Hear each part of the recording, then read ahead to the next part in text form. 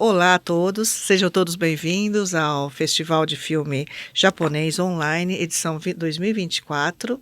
Estamos aqui com dois convidados especiais, a Cacau Ideguchi, professora, estudiosa também de cinema, e aqui o nosso diretor, roteirista e também cineasta, né? Marcos Yoshi, que recentemente lançou também um filme muito legal sobre nipo-brasileiros, e a gente gostaria de fazer uma rodada de conversas aqui. E eu sou Leiko Matsubara Morales, eu sou do programa de pós-graduação em Língua, Literatura e Cultura Japonesa. E também gosto muito de filmes, mas não sou especialista, né? Hoje a gente vai tentar motivar e fomentar esse debate. O que vocês acharam, né, para a gente começar, da escolha, né, do tema, né, da temática e dos títulos dos filmes, né, que constituem esse festival que a Fundação Japão está organizando?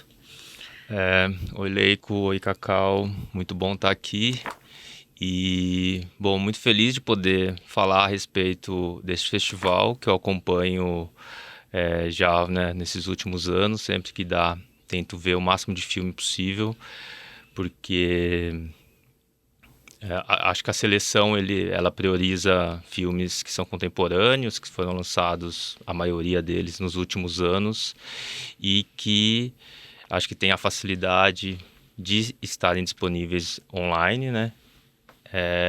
E que a gente consegue ver daí da nossa casa. Ao mesmo tempo, são filmes que não têm muita chegada, acho que para o Brasil e também talvez até para a maioria dos países do mundo, porque são filmes, a princípio, pensados e feitos para o mercado interno japonês.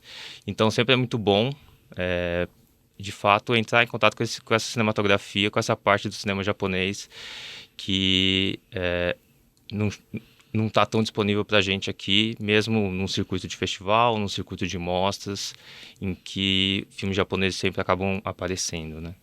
Uhum. Então, agora, queria agradecer também, né, o convite, estar aqui com duas pessoas maravilhosas, a professora Leiko e Marcos, né? Então, muito obrigada pelo convite, Fundação Japão.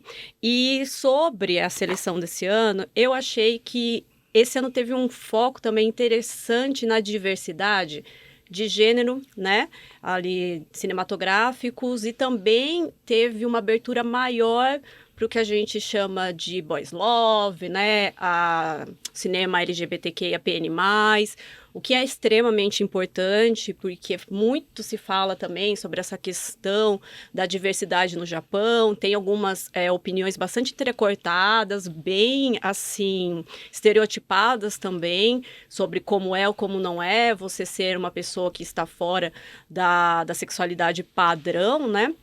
Então, é bem interessante ver, porque eu sinto que o cinema, ele representa muito a visão subjetiva de um povo a respeito de fatos e acontecimentos sociais, históricos, econômicos, políticos.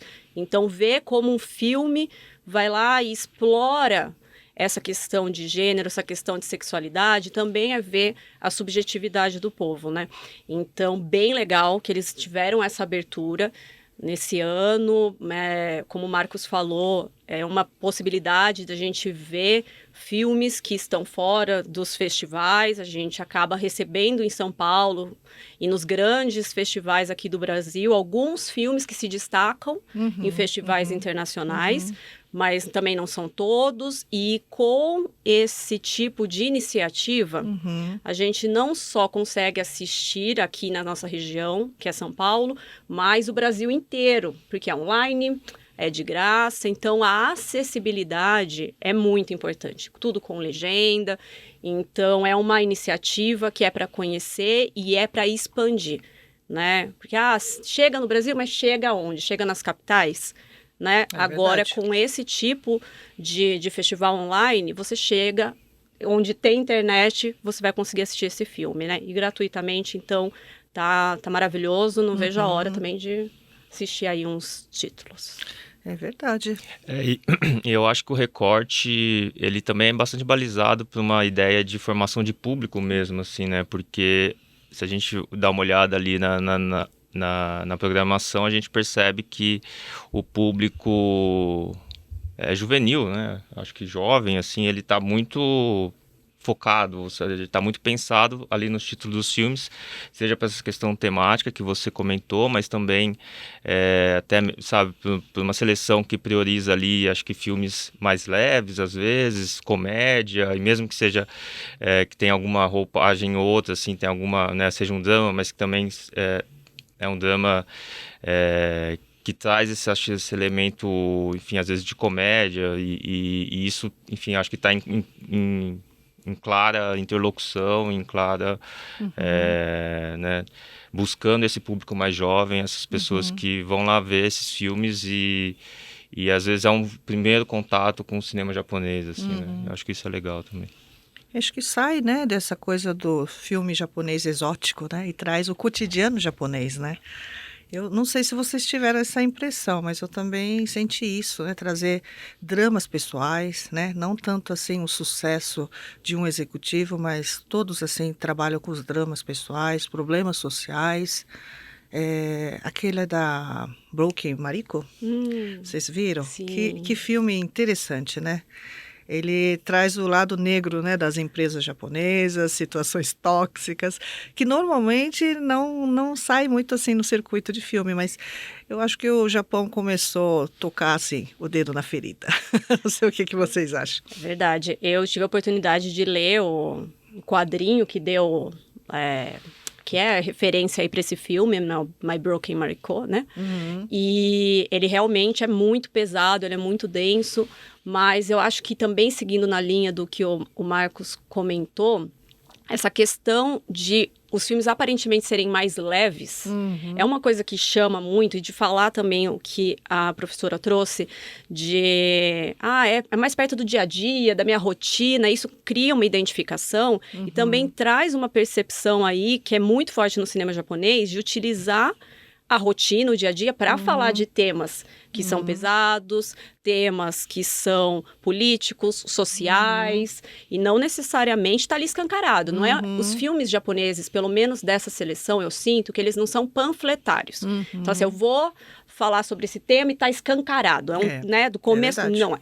Você vai assistindo e você vai percebendo. Eu acho que até aqui no 24 Eyes, né, que é um dos filmes clássicos, né, que a gente tem 2 aí na seleção, ele vai trazer, quando você vê, é uma professora, a história de vida de uma professora com seus alunos que vão passando por vários anos. Aí você fala, beleza, é um filme do dia a dia, uma história ali, né? Gente, não, na verdade tem todo um plano de fundo ali, onde perpassa pelo imperialismo japonês, pós-Segunda Guerra, tudo que acontece com essas famílias, que são famílias comuns. Então, tá falando de uma família comum do dia a dia? Tá, mas também tá falando de momentos históricos, de como que a população se relaciona. Então, você trouxe o My Broken Mariko, é sobre essa menina, né, que tá falando com a amiga dela, sobre a amiga dela e tal, é uma história de 2 amigas, mas também é uma história de violência, é uma história que fala sobre relacionamentos abusivos, familiares tóxicos, né, então, eu acho que é uma dica que a gente pode dar para quem for assistir, de pegar nas entrelinhas. O cinema japonês, muito da temática não está explícita, ela é implícita, né? Então, quebra um pouco, né, o estereótipo, né, do Japão perfeito, né, da vida maravilhosa, né, do kawaii, né, então, assim, realmente ele dá, assim, uma visão muito real, né, realista do Japão, e que os problemas, né, enfrentados, né, inclusive de abusos, né, e de violência sexual doméstica, que a gente pensa que só acontece no Brasil, começa também, né, ganhar uma identificação, né, no circuito japonês, coisa que era tabu, começa a aparecer. Então, assim, a escolha do título eu acho que é bem interessante, né, para a gente indicar para os nossos alunos, né, até para o brasileiro em geral, para não endeusar tanto o Japão, né. Acho que é bem legal nesse sentido. Marcos, você queria falar alguma coisa? Acho que é justamente isso que você comentou, assim, ele não idealiza essa, né, o Japão, que muitas vezes ele acaba surgindo dentro desses estereótipos de país em que tudo funciona, em que tudo é lindo, tudo é bom. E, ao mesmo tempo, tem essa acho que apresenta uma diversidade, né? De experiência, de situações, de personagens que fogem justamente então não é só, né? Eu acho que tem um filme ali que mexe, acho que trabalha um pouco com esse lugar do estereótipo para também dar uma assim, dar uma sacudida, que é aquele baby assassins. Sim. Ou seja, ele usa, acho que esse imaginário da estudante, né, de ensino médio ou universitário, não sei, mas ou seja, dessas garotas meio kawaii, novinhas e tal, mas ao mesmo tempo elas são, enfim, assassinas, então traz toda uma dose de violência, enfim, de um outro espectro dessa dimensão, assim, né? Então, verdade. acho que ele traz esse imaginário um pouco para brincar justamente com isso, falar, não, peraí, não é isso que vocês estão pensando, ou não é só isso aqui. Essas mulheres também vão dar porrada, sei lá, não são tão porrada kawaii, e bomba. né? Não, eu acho interessante que você trouxe esse título, porque na hora que eu vi o título do filme, eu fiz, eita, nós, né? Ai, não vou gostar disso aqui, não. Né? Bem assim, julgando mesmo. Aí eu falei, deixa eu pesquisar um pouco sobre isso, né? E aí eu fui ver, gente, que, assim, a classificação de estrelas, né? O pessoal tá dando, assim, 9, o filme é quase 10, o pessoal gosta muito desse filme, porque justamente subverte o que você acha que vai ser o filme. Isso que é um filme muito engraçado, tem violência, mas ele é muito inteligente. Muito. Os personagens ali, as personagens são muito cativantes. Então eu falei, cara, olha que engraçado, né? A gente estuda tanto tempo cinema e sempre acaba caindo numas armadilhas de você olhar e achar que você sabe do que você tá vendo. Falar assim, isso daqui acho que não vou gostar. Eu fiquei super interessada. Aí eu fui ver, porque tem sequência, já vai sair o terceiro filme, eles vão fazer uma série de TV, porque foi muito bem recebido, né, esse filme. E também mostra uma tendência muito japonesa, né, de que uma coisa dá certo, eles começam a fazer sequência e aí vai transformando em outras coisas para virar uma franquia.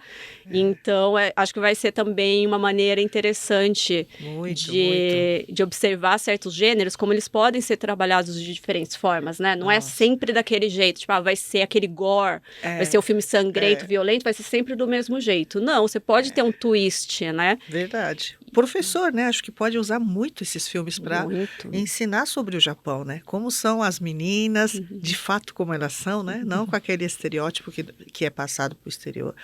Acho que é bem isso mesmo, né? Das meninas, e principalmente para quem estuda a língua japonesa, essas meninas são, assim, potentes. Elas usam uma linguagem, assim, muito forte, saindo do padrão do que a gente fala de linguagem de tratamento, que tem que ser uma coisa muito respeitosa, polida, né? Cheio de modéstia, que a mulher é isso, a mulher é aquilo.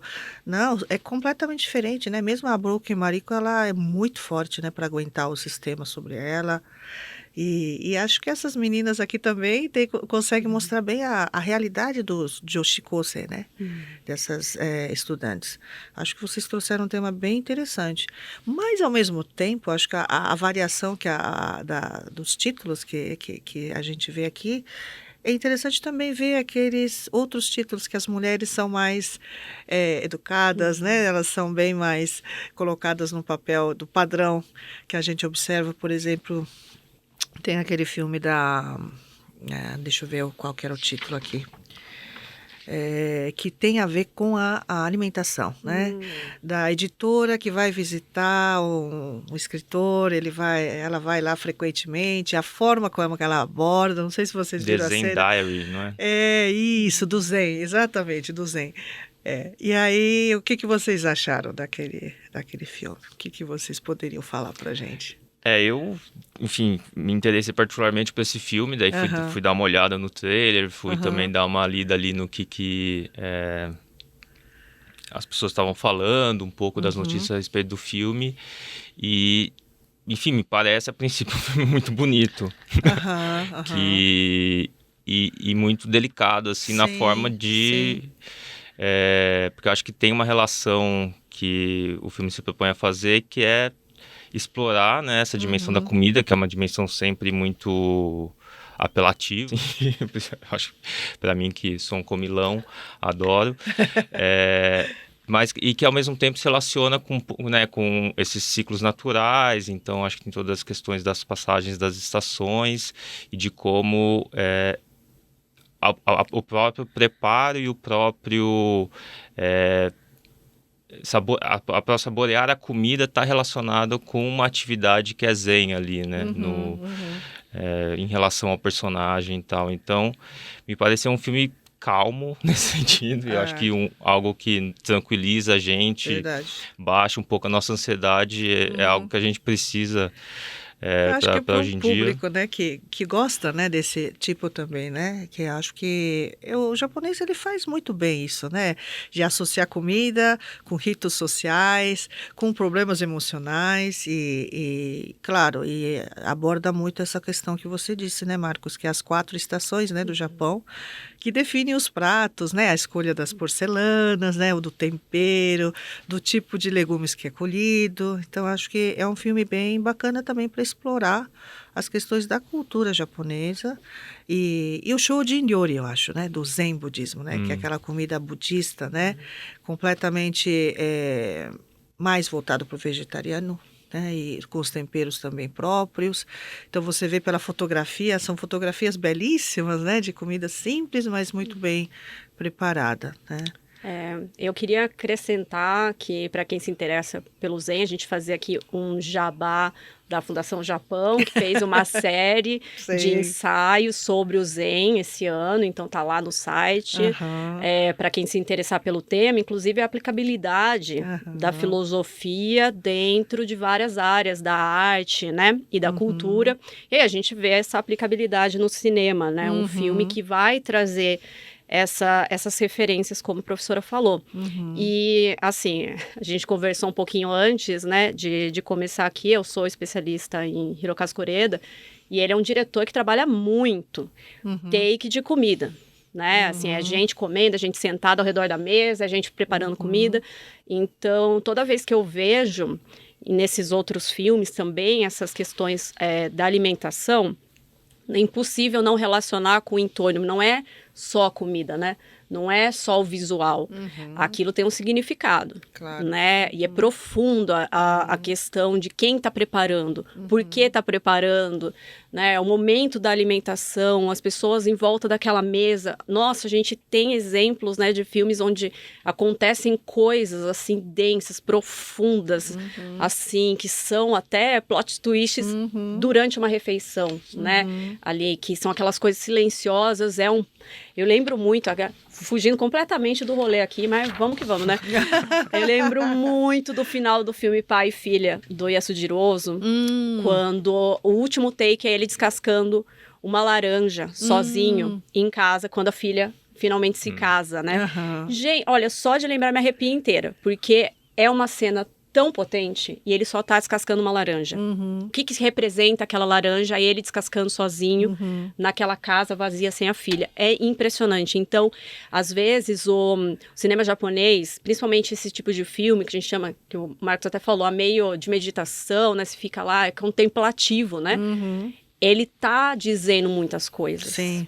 O mar, né? O espaço, né? O muito, tempo, né? Muito sutil. Nossa, muito. Muito. Então, assim, eu sempre recebo essas perguntas, né, quando eu vou dar aula de história do cinema japonês, que, é muito parado, professora, não acontece nada. Eu falei, gente, vamos prestar atenção, porque a gente está tão acostumado com um tipo de cinema que é da escola, né, de Hollywood e tal, que você tem que ter não sei quantas ações por segundo, né, você tem vários frames. Né? É uma coisa assim insana. E não, de repente você vai pro cinema japonês, então, às vezes, deixa eu ir lá assistir, viu? O podcast, quero ir lá assistir. Mas eu tô faz 20 minutos aqui e os caras ainda estão conversando a mesma coisa. Não saiu ainda da cena. Então, é uma questão para trabalhar de que a escola do cinema japonês é diferente, né? Ela tem muito do teatro. É muito, muito. Não é verdade. Que, assim, é de você apreciar... a atuação é meio exagerada, né? Vem muito do teatro. Mas tem outro filme também, né? Que é aquele do Kyushoku, né? Que mostra a merenda escolar, que é extremamente dinâmico. Então, acho que a Fundação Japão pensou muito bem na hora de selecionar. Tem um o Zen e o outro do Kyushoku, que é aquela loucura, né? Aquela avidez pela comida, né? Até assim, o que vai ser a merenda de hoje? E traz toda uma cultura de escola. É muito interessante, né? Como é que funciona a merenda? Não são os funcionários que servem, são os próprios alunos. Então, começa por aí. O leite, né? Que você toma no meio das refeições, isso é bem típico japonês. Então, muito né, professora? bom. E é muito interessante isso de sair do estereótipo, porque eu acho que quando a gente fala do outro, a gente fala da arte, da cultura do outro, que não é a nossa, né, do Brasil, por exemplo, a intencionalidade é meio... Isso, sabe? Você precisa sintetizar. Então Japão é isso, filme japonês é isso, e, gente, é uma miríade de gêneros, de percepções. Então, a cultura japonesa em si... mas a cultura japonesa não é só a cerimônia do chá, ikebana, né? Fica muito reduzido, né? Muito. Então, acho que o cinema, ele é um ator muito importante para a gente diversificar e mostrar o quão amplo é a cultura japonesa. E é uma linguagem tão instantânea, né? Sim, imediata. Não é à toa que é chamado de sétima arte, né? Quer dizer, você consegue aglutinar todas as modalidades ali no instante. Então, você consegue capturar muitos signos, né? Não linguísticos, né? Que é de cultura mesmo. Acho internaliza que é muito aquilo, né? Você não precisa ler um livro inteiro sobre sociologia japonesa. Ali num filme, você já pega meio que, né, por osmose, certas coisas, que vai te impedir de causar, né, constrangimentos. Importante o que você disse, que a professora pode induzir isso também para os alunos completarem. Muito ótima a observação, Cacau. Eu acho que precisamos, educar também os próprios educadores a poderem explorar isso como uma fonte, né, rica de ferramenta de estudo, de exploração, de interculturalidade. Muito interessante. Porque vou fazer a defesa aqui, da professora, né? Que Nós somos professoras, então a gente... Porque vai dar aula de filme. Fala que o professor tá tudo com preguiça, não quer dar aula, vai dar aula de filme. Aí vai passar o filme.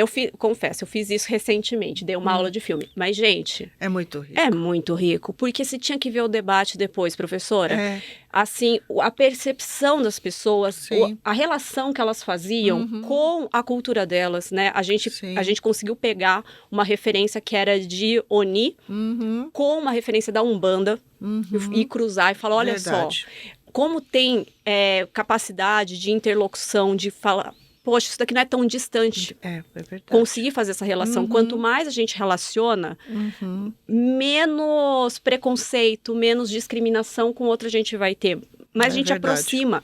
E eu acho que realmente o cinema, ele tem uma capacidade de ensinar sem ser chato. Sem ser explícito, né? Sem ter que dar os nomes, né? Sim, faz a pessoa pensar e faz a pessoa sentir. Eu falo, nossa, se eu me sinto próximo daquele personagem, ele talvez não seja tão diferente de mim. Então, quer dizer que talvez esse povo não seja tão diferente de mim. Então, as coisas, elas não são tão longes, elas não são tão exóticas, como a professora falou, né? Tão distantes. Então, vai uma grande declaração de amor ao cinema, esse podcast. Já vou começar a chorar aqui, professora. Eu acho que a escolha desses filmes são bem interessantes, né? A escolha traz, por exemplo, esse filme do cotidiano escolar, bem ágil, bem dinâmico, e por outro lado o Zen, né? E a escolha dos nomes também dos personagens, né? Eu estava vendo o nome do professor, né? Usa kanji de amai com ri e com ta, né? Então, de doce, de privilégio, de ter um lucro e o arrozal. Então, não sei, vamos ver. Eu não estudei o filme, mas há várias coisas que você pode pensar, né, a respeito. Mas, assim, acho que é importante, sim, muito essa questão da diferença de cultura dentro da própria cultura japonesa, né? Essa diversidade. Sim. Marcos, você quer falar alguma coisa? Eu estava pensando aqui a respeito dessa, né, ainda voltando à comida, não sei se é uma obsessão ou algo que a gente pode explorar mais, mas que de fato, por exemplo, me parece, isso é um chute, eu estou aqui para compartilhar com vocês, que a cultura popular japonesa, ela é muito... voltada para a comida, assim, né? A quantidade de, sei lá, programas de TV populares em que as pessoas vão não sei aonde provar não sei o que de comida, em que tem lá os as pessoas, os convidados vão lá no auditório e tem alguma coisa a ver com comida e eles provam. Ou seja, né, a comida é uma coisa que parece que eu acho que ela tem essa capacidade de engajar, porque todo mundo entende, sabe? Todo mundo é capaz de comer algo e falar assim, gosto disso, isso é apetitoso, isso é bom, isso me traz memórias afetivas, isso se relaciona né, com a minha avó, com o meu avô, enfim, com momentos da minha vida. E é interessante pensar, né, como, por exemplo, a comida surge nos filmes em diferentes universos, né? Então você mesmo comentou, tem ali a comida que tem uma relação com a experiência zen, com uma tradição budista, e ao mesmo tempo tem essa comida que é muito provavelmente algo muito forte, né, para a sociedade japonesa, que é a comida de merenda, né? bandejão lá, né? No bandejão das escolas, que todo mundo passou lá. Então, Isso, né, eu acho que esse tipo de experiência muito coletiva, assim, em que, de fato, a gente acho que tem uma relação um pouco diferente de comida de escola, coisa de cantina, ou a marmita ali da cantina. E é curioso que justamente é isso, né? A comida como essas manifestações de memórias afetivas, coletivas mesmo, né? E como uma experiência multissensorial, né? Completamente, E que o cinema, eu acho que tem essa capacidade de mobilizar, assim, e de colocar, acho que, todo mundo para participar do jogo. Né? Não, é bem isso mesmo. O do Zen, ele traz reflexões já até antigas, né? Que já é do conhecimento bastante do Ocidente, né? O tempo, a escolha da comida em si, mas dos ingredientes que é tirado daquele período do ano que é próprio do Japão, né? Que fala que é Shun, né? Mas a do cotidiano escolar eu acho que é uma coisa um pouco nova, né? Que talvez não é tão assim conhecido do público ocidental, acho que bem interessante, e traz não só Tóquio, né, e traz regiões como Nagano, regiões mais distantes, né, que trabalham com a agricultura mais ecológica também. Então, são temas bem interessantes de atualização do Japão atual mesmo, né. Essa é uma característica também, né, da seleção, que é um pouco essa diversidade de localidades, assim, né? São filmes que às vezes se passam em diferentes províncias, em diferentes, eu acho que é em Nagano que se passa o filme lá do É Zen Nagano, Diaries, né? do Zen acho que é Nagano, Isso. isso mesmo. O próprio filme, né, acho que é 24 Eyes, do Nijiyo no Hitomi, né? Também não passa na parte central, né? É lá acho que é Seto, será que era Seto? É uma região mais distante, né? E também aparecem muitas cenas de comida, né? Da professora indo visitar a aluna, e é uma aluna que não conseguiu estudar, não conseguiu ir para fora, então demonstra toda aquela preocupação. É uma cena dentro do restaurante, né? Então, é muito rico nesse sentido que você disse, multissensorial. Mas, pensando assim, em termos assim voltando um pouco nessa questão social, eu acho que também teve muita preocupação em escolher temas assim, pouco discutidos, né? Teve um filme também sobre o autismo, não sei se vocês chegaram a ver. Se não chegaram, eu não falo. Qual que é? Eu acho que era o japonês, o Ume Kiranobaka, né? Ume Kiranobaka. Ume é uma planta e aí eles brincam com esse trocadilho, né? Kirubaka e Kiranobaka, quer dizer, você pode tanto cortar essa planta como não cortar. E aí no filme parece que o personagem não corta, porque o filho autista poderia passar por alguma reação negativa, né? Porque o autismo ele tem as suas especificidades. E aí ele trabalha com esse trocadilho, né? Coloca o provérbio, né, no título, depois você vai entender por que a personagem lá, a mãe, não toma certas atitudes. Então, assim, focar-se um olhar no autismo é uma questão muito sensível, né? Eu acho que é bem interessante trazer esse tema também. O título em inglês acho que ficou como The Lone Ume Tree. Alguma coisa assim, exatamente. É bem cultural, né? Ume, né? Sim. Mas acho que o filho já tem uma idade também bastante avançada e ela tem que escolher se vai colocar ele numa casa especial, porque até então ela cuidava dele, né? Então é uma decisão muito difícil da mãe. Né? Então, aquele provérbio, ou eu corto esse galho ou não corto, tanto faz, depende da sua situação. Então, não é porque a pessoa não faz algo, é que ela é, por exemplo, vamos dizer assim, indecisa. Há um motivo por trás disso, né? Então, o filme explora muito essa questão da visão pessoal e respeito à individualidade, né? Acho que é um filme muito sensível. E essa temática de pessoa com deficiência é algo que eu acho que particularmente também significativa na sociedade japonesa, que tem, acho que, uma tendência, né, um pouco, vamos chamar, homogeneizadora, e que às vezes é muito difícil, né, uma pessoa que tem uma deficiência poder se colocar, poder, né, tá ali. Eu acho que tem um filme, até tá no catálogo do Netflix no Brasil, atualmente, chama 37 Segundos, não sei se vocês viram, Não. mas que também é a história de uma pessoa com deficiência, uma mangaka, que, enfim, é a história dela se tornando mangaka, assim, né, tentando publicar, apesar, enfim, as dificuldades que ela enfrenta, o apoio que tem da família e tudo mais. É um filme bem bonito, bem interessante, eu acho. Mas acho que isso mostra também a preocupação contemporânea da curadoria, da seleção do festival, que é uma preocupação que a gente tem de agora, que não é só você trazer os filmes e tal, é saber se o máximo possível de pessoas estão sendo representadas ali. A gente está com uma preocupação cada vez maior no Brasil, né? Mundial, né? De você ter filmes sobre pessoas com deficiência, de você ter filmes com pessoas trans, né? Com pessoas amarelas. A gente está nesse debate aqui no Brasil muito forte de a gente ocupar espaços. Então, essa seleção, ela mostra isso também, no ponto de vista japonês, o máximo possível de diversidade e mostrar que essas pessoas, elas estão representadas, elas estão fazendo filmes, elas estão dentro do cinema, que é o que nos pertence aqui nessa conversa, né? Então, acho que é importante esse entendimento de que é porque isso daí é tudo lacração, e que não sei o quê. Gente, vocês vão ter que morder o ombro, ficar tentando morder o pescoço, porque chegou para ficar. As pessoas, elas não vão ficar mais subrepresentadas. É verdade. Ou fazendo papéis coadjuvantes, à margem, sempre em suporte ao protagonista, que não tem nenhuma deficiência, que é o padrão, que é uma pessoa branca. Não.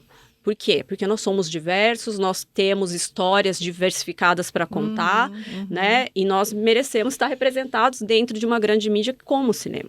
Então, é bem interessante que uma mostra que seja contemporânea, ela vai trazer isso por quê? Porque é disso que a gente está falando agora. Então, ela não está descolada dos debates. É uma mostra que ela está muito atenta ao que o público pede, né? Acho que pega muito a geração Z, né? Que nós desconhecemos, né? Nós desconhecemos e que enfrenta uma situação muito caótica, né? O mundo está em caos, né? Com tantos problemas insolúveis. Não sei se são solúveis. É uma geração que vai precisar enfrentar muitas adversidades que nós não conhecemos. É uma nova demanda que está surgindo.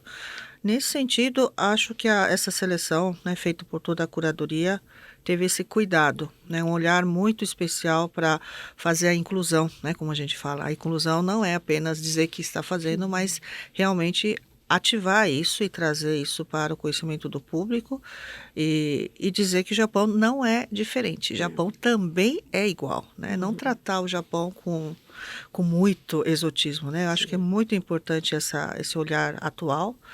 E é bonito porque o cenário é diferente, né? Você consegue contemplar outros aspectos. Mas, já que o Marcos falou do mangá, a gente podia falar um pouco dos filmes, né? Que tem a ver com anime. Não sei se vocês chegaram a assistir alguma série, né? Assim, o anime, né, a gente tem uma impressão de que é tudo muito maravilhoso, né, que tem uma produção, um apoio, né, quem produz está sempre feliz, né, está sempre, assim, tendo muito apoio e tal, e na verdade não é bem assim que o filme mostra, né, ele mostra, assim, perspectivas maravilhosas, né, do próprio anime, traz, assim, perspectiva do mangá, mas ao mesmo tempo discute outros temas que eu achei bem interessante, eu queria que vocês falassem. Eu achei, na verdade, interessante que tem pouco. Não sei se eu não vi direito, mas achei que tinha... Podia ter mais. Podia ter mais. Não, sabe por quê? Porque normalmente, quando a gente pensa em, vamos divulgar, né? Primeira coisa que o pessoal pensa é em anime. Porque é o que pega a geração mais jovem, pega a gente, pelo menos, que é millennium. Eu fui criada à base de Cavaleiros do Zodíaco na manchete. Era Dragon Ball. Sabe assim, era um negócio assim, então pega no emocional nosso até de nostalgia. Então, quando você pensa, vou divulgar esse festival, eu sempre imagino que vai ter 4, 5 coisas de desenho, né? Nossa. Mas não tem. Então, prova sentido. que eles realmente estão focados em falar, olha, a gente não é só isso. Né? Exatamente. Não é só a coisa kawaii, não é só o desenho. Então, achei bem interessante que o filme que vai falar de anime é um filme live action, né? Sim. Que vai falar sobre essa produção e tal, que a professora trouxe.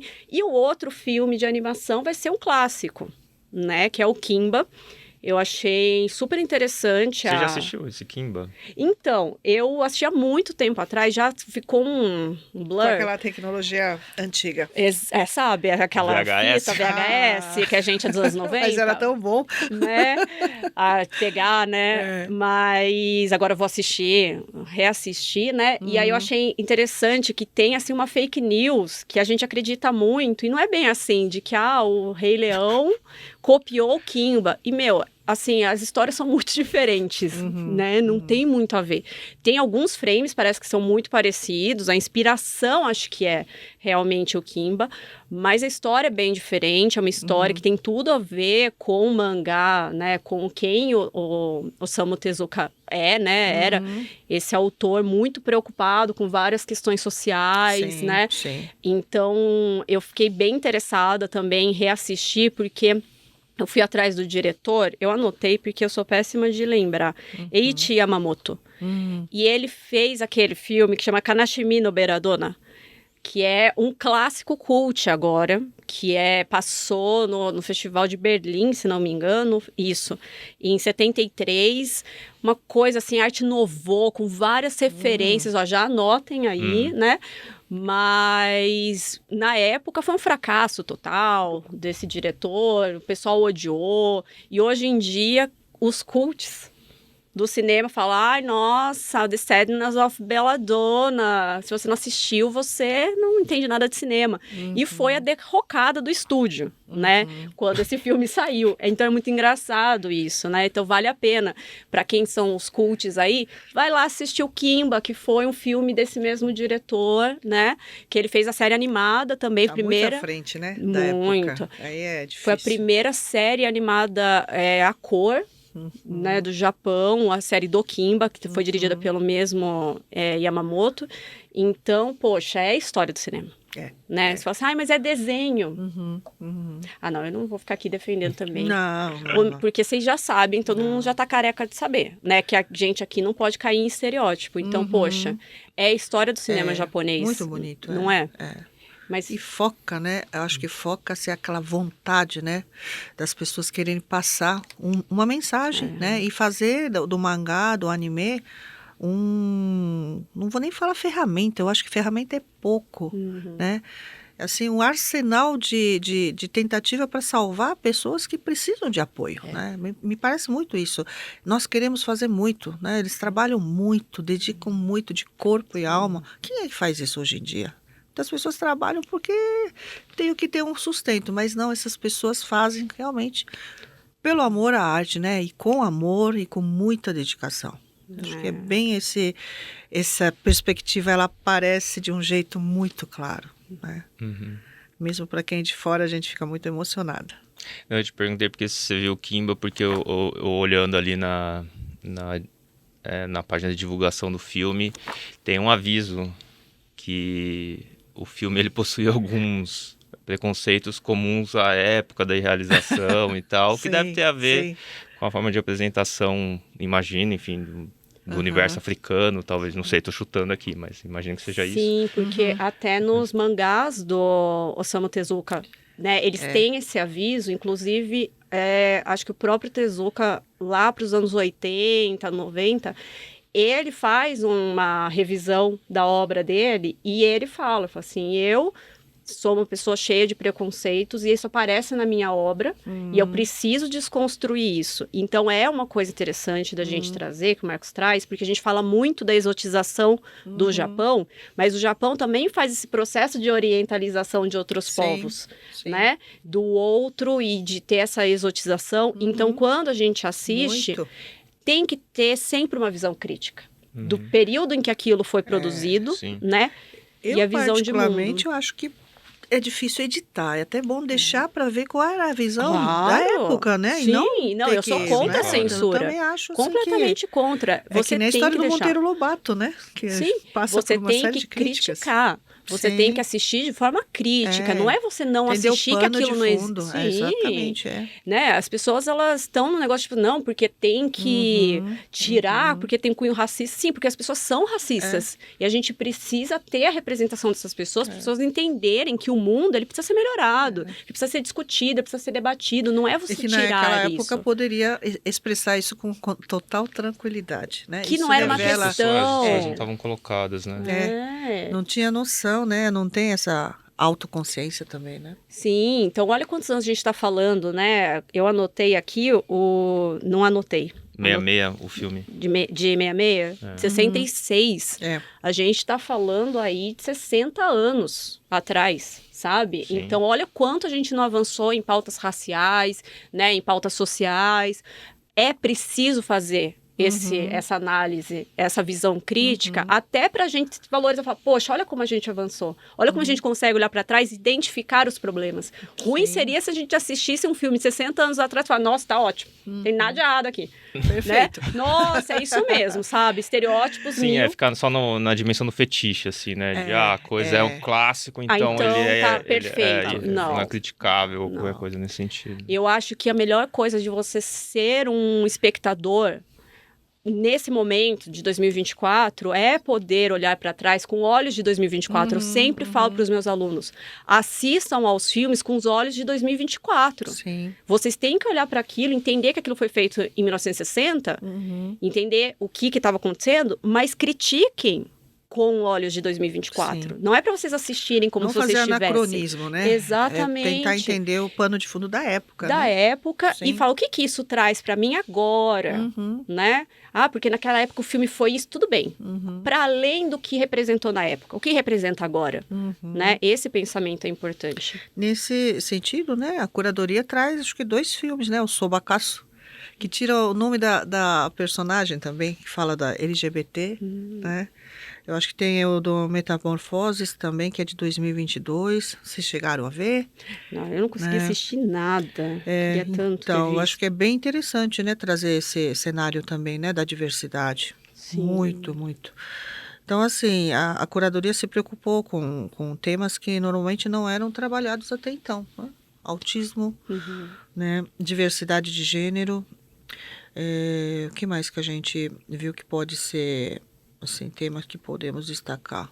E sempre naquela forma bastante discreta, né, tímida, né, do japonês, mas tentando passar essa mesma mensagem.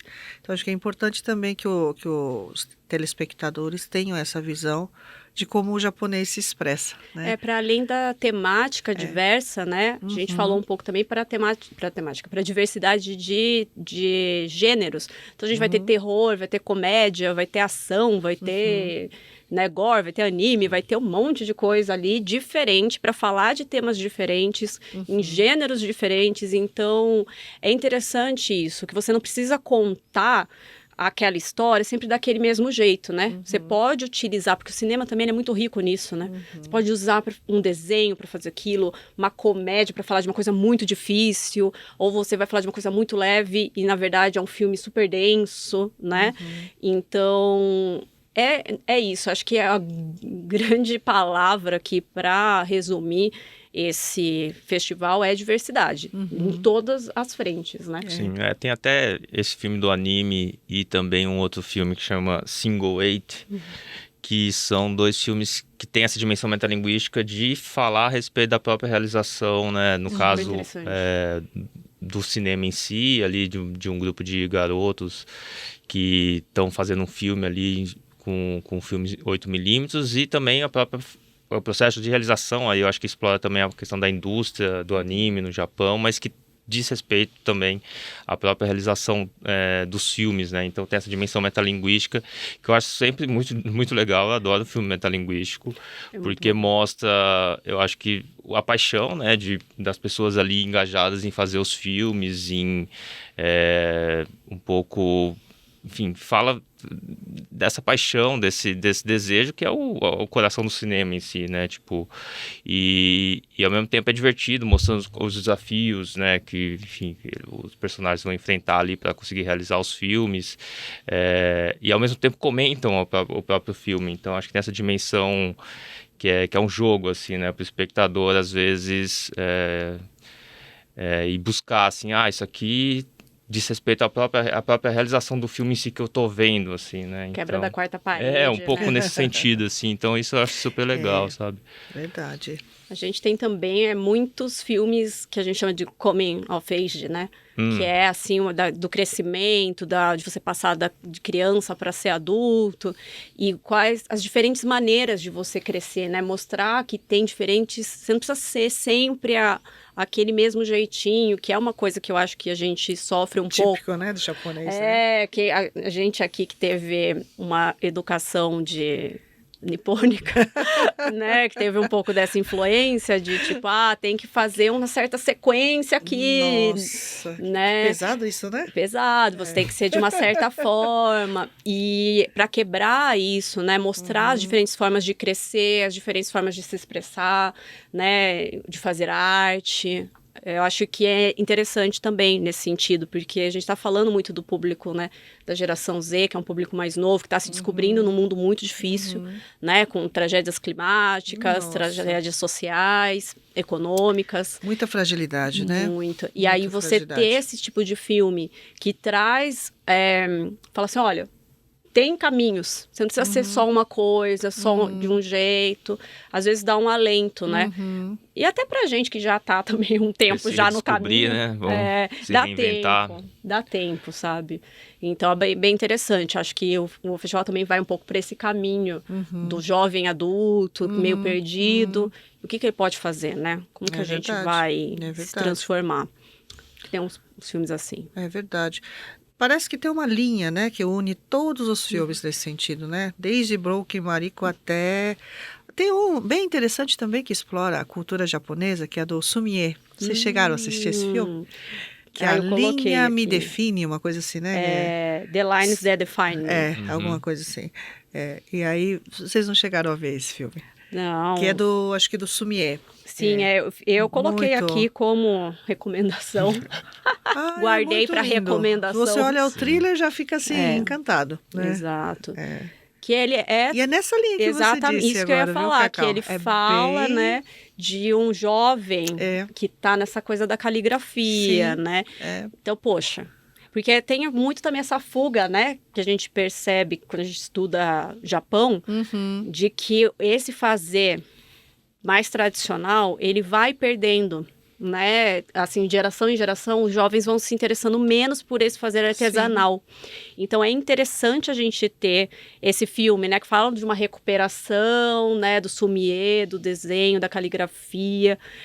por um jovem, né? Mostrar que, poxa, você também pode ter interesse. Igual a gente tem interesse em fazer crochê, não é mesmo? Poxa, por que não? Porque só depois dos 60 que a gente pode fazer crochê, né, meu? Tem que poder se interessar por vários tipos desses saberes, né? Artesanais, que são também um dos pilares da cultura japonesa, né?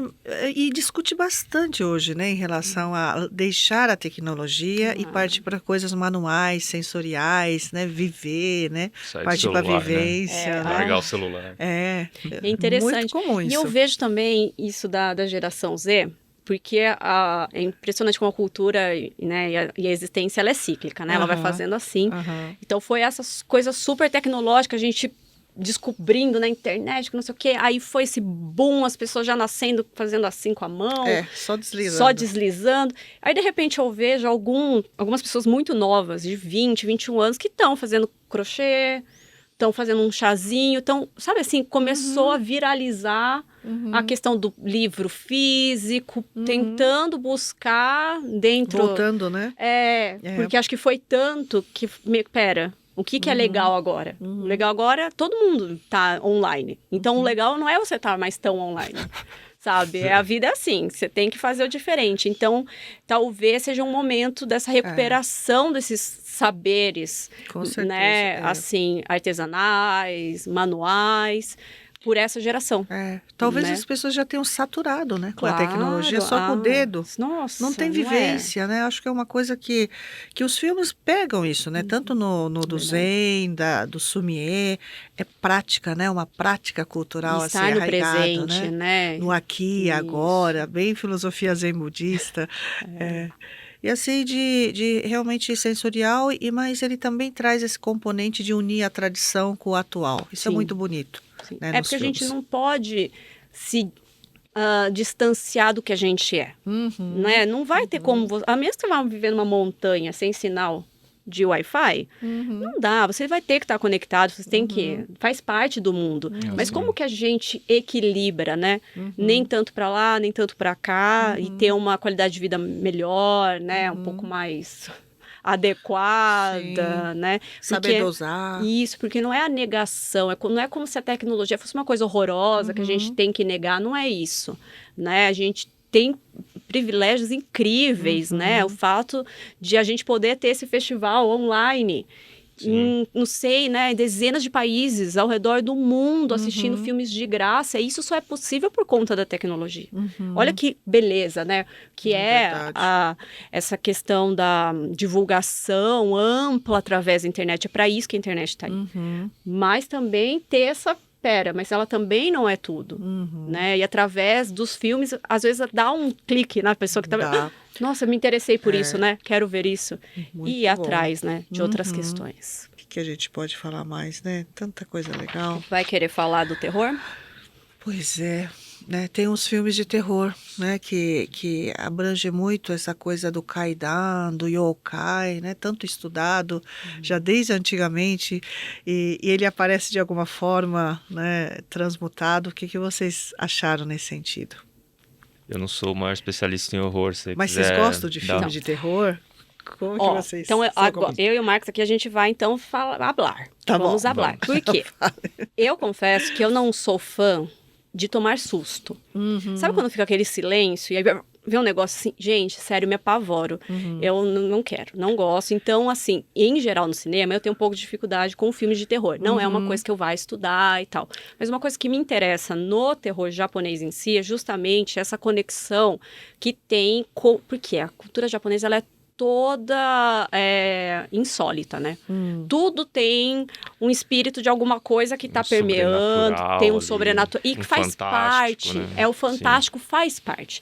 Então, meio que é natural, assim, o terror ele vai para uma linha que é interessante. Tem um filme muitíssimo famoso que chama Onibaba, do Kaneto Shindo, que tem referências do teatro no, sabe? Poxa, é super interessante, são filmes que trazem referências culturais fortíssimas, então não é aquele terror, não que esteja julgando, tá? Outros filmes de terror, até porque eu não tenho capacitação para falar sobre isso, mas não é um filme de terror que seja o medo pelo medo, o terror pelo terror.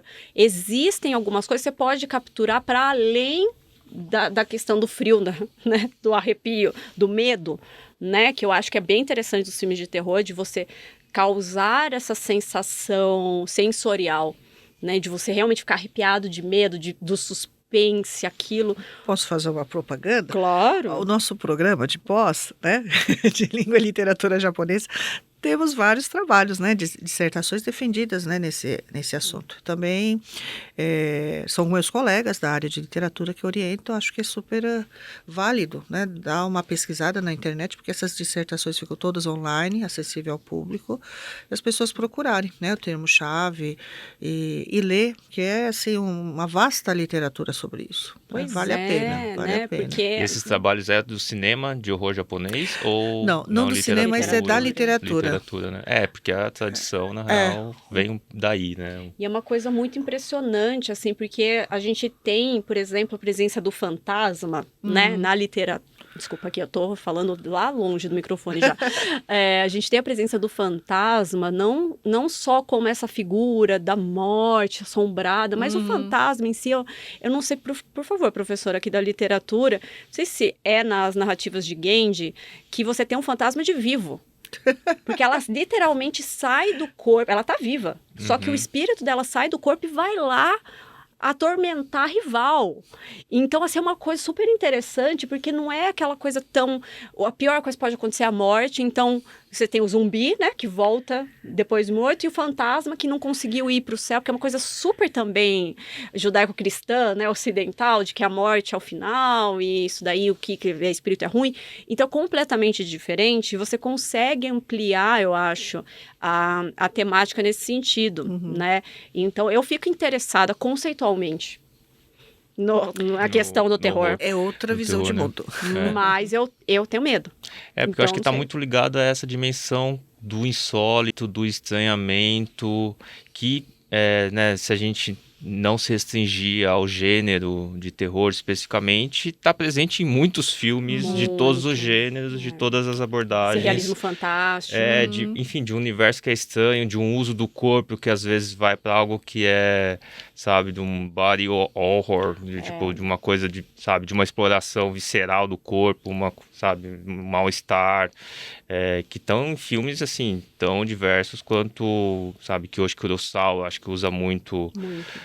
Esse tipo de recurso, assim, para gerar um choque, gerar um estranhamento, sem necessariamente se alinhar à categoria ali mais rígida do filme de terror. Né? É que a gente pensa muito, né? Acho que, eu não sei, quando eu penso em terror, eu penso na Bruxa de Blair, nesses filmes, eu penso assim. em Jason. A Sexta-feira 13, né? E quando eu era criança, Muito tinha o Freddy diferente, Krueger. Né? Eu lembro dessas coisas, então acho que isso me afasta um pouco. Por isso vamos fazer hoje o terror, ele tá misturado com, né, você pega o Jordan Peele, que usa o terror, o horror ali misturado com um cinema de crítica social, então porque não tem outra... porque agora eu vou falar a realidade. Não tem nada mais apavorante do que a vida real. O mundo tá bem... O mundo tá desse jeito. Então, terror. então você vai lá... A pior coisa que pode ser é você ver um filme com coisas horrorosas que podem, de fato, acontecer na sua vida, né? Então, essa coisa meio fora da realidade e tal, parece que não é mais tanto uma tendência mesmo do cinema de horror, né? Quanto mais próximo da realidade, mais apavorante é. É verdade. Não é? Porque mais fica, gente, isso daqui total pode acontecer. Então, é um negócio que fala, não, uma menina saindo da TV, né? Que é o chamado, assim, já não parece tanto, né? Assim, já não assusta tanto. O mundo real, ele superou, é mais, né? Superou, o mundo real superou. Então, acho que fica também a dica, né? E o convite para quem, como nós, não está familiarizado com o cinema de horror, assista. Acho que é um festival de curtas, né? Que vai ter... São 4 curtas. 4 curtas de horror japonês, para a gente ver essas diferenciações, para a gente ver essas referências culturais, né? E ver o quanto que aquilo realmente se afasta ou se aproxima desse cinema que a gente tem como referência de horror, que é o cinema norte-americano, né? Sim. De Hollywood. Eu acho que é o que mais me lembra, são os filmes que foram feitos em Hollywood. E acho que por isso mesmo também que me afastei, né? Falei, não aguento mais esse tipo de filme. Não quero mais. Sair um pouco da caixinha, né? Como falam. Exatamente. É isso que é bom, né, nos filmes asiáticos. Eu acho que quebra um pouco esse paradigma do Ocidente, né? E você começa a ver outra visão de mundo. Talvez a própria crítica que os brasileiros fazem, mas é um filme parado, mas vamos diminuir, né? Sim, Slow outra forma down. de narrar as coisas, né? Uma outra forma de narrar, eu acho. Não é só as histórias são diferentes, mas o jeito de contar que muda, né? E isso é fundamental. Eu vou te falar que depois que você fica muito tempo, como eu assisto muitos filmes, leste asiático principalmente, quando você vai assistir bem blockbuster norte-americano, nossa, me dá... até um negócio, eu falei, gente, mudou assim em um segundo, eu já tive 3... focos diferentes de câmera. É um tipo de narrativa completamente diferente, que não é pior nem melhor, ela é diferente, e por isso que a gente tem que trabalhar bem isso, né? De que não existe uma única forma de contar a história. Mas é majoritária, e por isso A gente tem que... Isso é inclusão, né, gente? É, É inclusão. A gente precisa trabalhar a inclusão. Eu acho que a Cacau falou da inclusão amarela no Brasil. Acho que a gente pode retomar esse assunto também aqui. A falta de representatividade, né? Do próprio... Não existia a história da Ásia, né? Numa cadeira de história, né, em várias universidades públicas, né, em estados que têm majoritariamente, né, uma grande população de japoneses, e por que não ter, né? Acho que é o direito que todo povo brasileiro teria de querer estudar, né, e daí sair um pouco desse exotismo, né? É porque parece, a gente está falando de 2024, de um tema que parece que a gente tem que provar que fazemos parte da sociedade brasileira. Então, não é assim, vou estudar essa história porque é o outro e eu tenho interesse no outro. Não, porque a gente faz parte da construção do Brasil. É a história brasileira. A história das imigrações é a história brasileira. Sim, só que o que foi absorvido como história brasileira? A história da branquitude. Então, a gente não tem uma absorção, né, de toda a cultura africana, como se fosse história brasileira, né? Você vai ter estudos africanos, né, afrodescendentes, e os estudos asiáticos, que a gente tem uma amplitude enorme, que inclui pessoas, né, marrons e amarelas, não tem nada. E são parte da construção, nós somos parte do Brasil. Então é esquisito que a gente tenha que forçar que isso seja parte do estudo da história do Brasil, que seja parte dos estudos dentro das universidades, como se a gente estivesse falando assim, não, vamos estudar sobre Marte. Mas ninguém tem interesse nisso. Peraí, mas isso é parte do que a gente é, né? Então, vocês estão querendo inventar a roda, por que está vindo isso à tona agora? Porque é necessário, né? A gente já tem teses falando sobre minoria modelo desde o início dos anos 2000. Não é um assunto recente. Mas isso é antigo, né? Nos Estados Unidos, desde os anos 60, né? Tá atrasado, né? Chegando aqui no Brasil, como sempre. É até interessante a gente estar com esse festival agora, né, de cinema, justo no mês de maio, porque nos Estados Unidos tem esse movimento chamado Meijan, que é o Maio Asiático, né? De visibilidade asiática, porque lá também teve uma imigração fortíssima, né, de asiáticos, e sofreram uma xenofobia enorme durante o Covid-19, né? Teve um pico, horríveis, né, horrível. E aqui no Brasil a gente teve também vários casos, né, nesse período da Covid. E é um debate, é necessário a gente falar sobre isso. Então, eu espero que com esse festival, com essa miríade de narrativas, mostrando como nós somos próximos, né? Nós não somos tão exóticos, nós não estamos tão distantes, a gente passa pelas mesmas dificuldades, são culturas diferentes, narrativas diferentes, mas é igual a comida, vamos trazer, né? É uma experiência universal. Né? A essência humana não muda, né? Só muda o fenótipo, mas a essência humana não muda. É isso que acho que as pessoas precisam compreender. E acho que olhar também para essa diversidade com estudo da língua, né? Eu acho que é super válido que nós somos assim, o Brasil tem cerca de 23 mil estudantes de japonês pelos dados da Fundação Japão. É o maior da América Latina, né? Assim, sem dúvida. Graças, né, entre aspas, graças à comunidade nipo-brasileira, mas graças também ao mangá anime que trouxe assim, uma legião de pessoas interessadas, e hoje há mais não descendentes estudando. Então, é uma língua de todos, não é uma língua de tida minoria étnica, né? É uma minoritarizada, vamos dizer assim. Então, é uma língua que deveria ser mais difundida também nos meios públicos, né? Como acesso a um bem cultural, né, trazido por esses povos, né, imigrantes japoneses, que também contribuíram para a formação da nação brasileira. Deveríamos pensar assim. Como assim, uma forma de cidadania é você também oferecer oferta de cursos de japonês, poderíamos ensinar a cultura japonesa, E eu sempre acho assim que não é para ensinar a cultura japonesa, né? É para a gente conhecer mais a nossa brasilidade, né? Pela diferença, né? Que é a cultura japonesa. Nesse sentido, seria maravilhoso, né? A gente poder explorar. E eu também queria ainda perguntar algumas coisas, porque, né, dentre essa, né, diversidade que nós estamos discutindo, a curadoria também se preocupou por mais um item, né? Que é o etarismo. Vocês chegaram a ver o filme? Lembro de japonês, Bokemasu kara yoroshiku onegai shimasu. Não sei como foi traduzido isso. Ele está de um casal de idosos, né? Eu não consegui ver, mas ele trabalha justamente como é que você vai encarar, né, essa fase do nosso ciclo de vida, que pode ser a última etapa nessa dimensão carnal, mas que é muito importante, né? E a sociedade como um todo, em todo o mundo está envelhecendo e com a longevidade é um item bastante presente, né? Sim. E isso vem a calhar, né? No festival ele vai ser trabalhado também junto a outras questões sociais, não sei se vocês viram, uma coisa super importante. Eu acho que até me lembrou um filme que estreou há pouco no Brasil aqui, acho que até Plano passou... 75?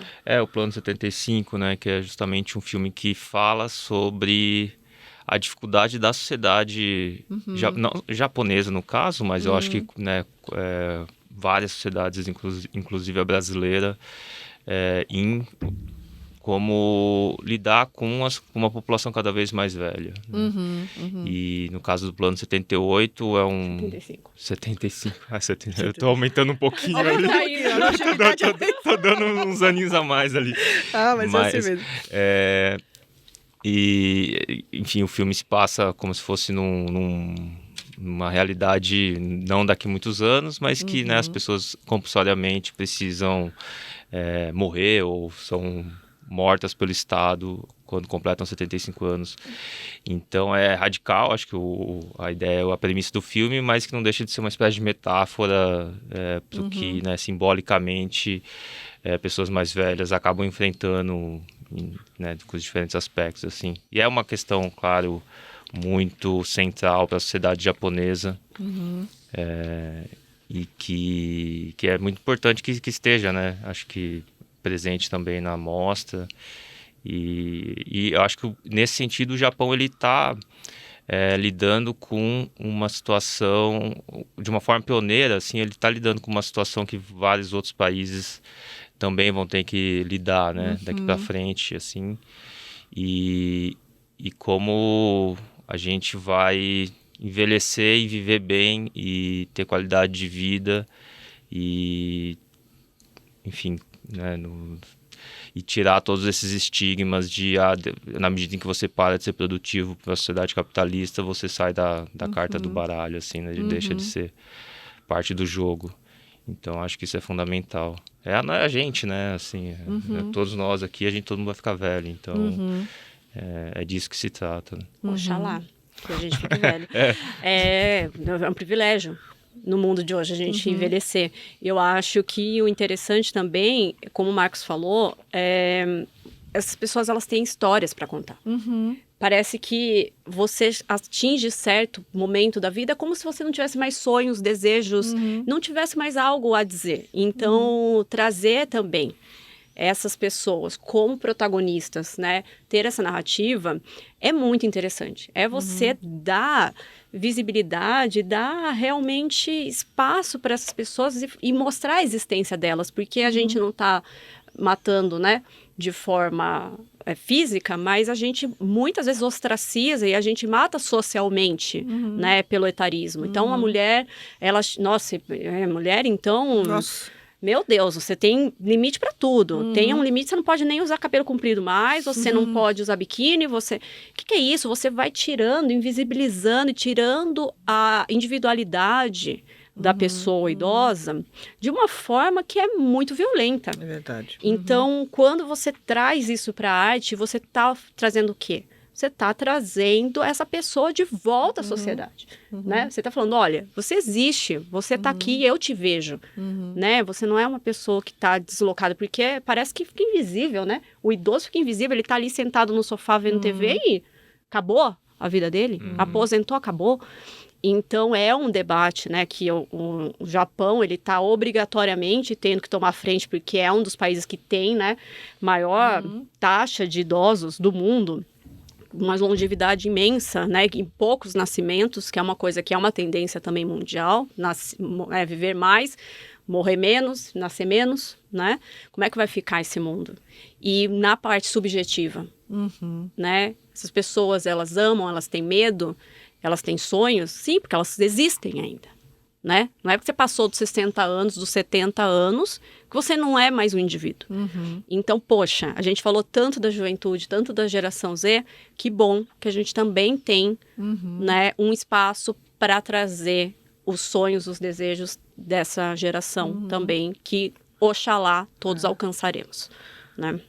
Acho que a curadoria quis mostrar o Japão multifacetado, né? De diversas caras. Falando nessa diversidade, ainda temos filmes de Daigeki, né? De época, né? Não sei se vocês chegaram a ver do Daimyo Tosa, né? Da derrocada do Daimyo. Vocês chegaram a ver esse? Mas é assim, não é aquele daimyo pomposo, né? Me parece. É aquele daimyo que vai tentar reconstruir. Tem mais comédia, né? É Uma coisa farsesca também. Então, é mesmo, que eu vi a foto, também. né? Ele Sim. parecia bem uma trupe, assim, de comédia, bem colorido, né? O filme. Sim. Que é o que a gente estava falando, né? De você não precisa contar da mesma forma as histórias. Então, usar a comédia para falar de um período histórico, isso é interessante da gente ver, né? Como que vai se trabalhar os diversos gêneros, os diversos temas. Exatamente. Eu estou lembrando da super diversidade, né? Mas tem também a parte da biografia, né? Do filme, do Miyazawa Kenji, né? Da viagem noturna, né? Do trem, da Via Láctea. Não sei se vocês chegaram a ver. Então, esse daqui, que eu acho que a gente pode encaminhar também agora para o encerramento, acho que a gente pode já fazer umas recomendações aqui, né? Porque daí eu já vou recomendar esse, que é o Father of the Milky Way, né? Que é o pai do Kenji, né? Sim. Que é sobre ele, o filme. E eu vou confessar que eu falei, esse vai ser o filme que eu vou recomendar, porque eu sou o quê? Eu sou fã de carteirinha do Koji Yakusho, que é um ator maravilhoso, né? E eu venho falando dele antes dele ganhar o Festival de Cannes esse ano como melhor ator, gente. Então, eu não estou indo na modinha. E eu queria muito assistir, porque essa dobradinha, que é com esse diretor Izuru Narushima, que é o Koji com o Izuru, eles fizeram um filme ano passado chamado Família, que é sobre Dekasegi brasileiro. Sim. Então, eu queria muito assistir também, né? Achei bem legal. Então, eu tô super empolgada para ver esse filme que tem o meu ator favorito, que fala legal. sobre literatura. Então, essa seria a minha recomendação, filme de 2023. E a sua, Marcos? Olha, eu, na verdade, fiquei com vontade de explorar vários filmes aqui e fiquei com vontade de recomendar algo fora da programação, mas com certeza relacionado e que você tem culpa nessa recomendação, que é o podcast sobre cinema japonês da Japan House, feito em 2022 e que acho que é um side dish, assim, algo que para as pessoas poderem ouvir enquanto estão acompanhando o festival, porque é um podcast muito legal, muito bem produzido pela Japan House, que aborda diferentes aspectos do cinema japonês e que tem a participação da nossa ilustre Cacau Ideguchi. E que, enfim, daí fica essa recomendação, fica a recomendação, na verdade, de explorar e ver. Acho que a gente falou aqui que tem vários filmes de vários estilos, com diferentes temáticas, então cada uma das pessoas acho que vai poder navegar ali dentro da programação a partir dos seus próprios gostos, mas ao mesmo tempo ter esse suporte ou ter essa outra forma de aprofundar, quem sabe, tipo a relação com o cinema japonês a partir desse podcast, que é muito legal. E a professora tem algum que está ansiosa para assistir, para encerrar? Que difícil, né? Que difícil. Eu, como professora de língua japonesa, né, linguista aplicada, sempre penso num filme que possa aplicar gramática, né, ao discurso japonês. É muito difícil, mas eu também quero escolher um tema assim que seja bem social, né, para os alunos não saírem também deslumbrados só com o Japão imaginário, né? Não alimentar esse imaginário que pode levar ao lado. Eu ficaria talvez com um filme um pouco pesado, né? A Broken Mariko, e daquelas dois filmes de séries ligadas à comida, né? Para entender um pouco a cultura tradicional do Zen e também a cultura cotidiana escolar do Japão. Maravilha. Muito legal.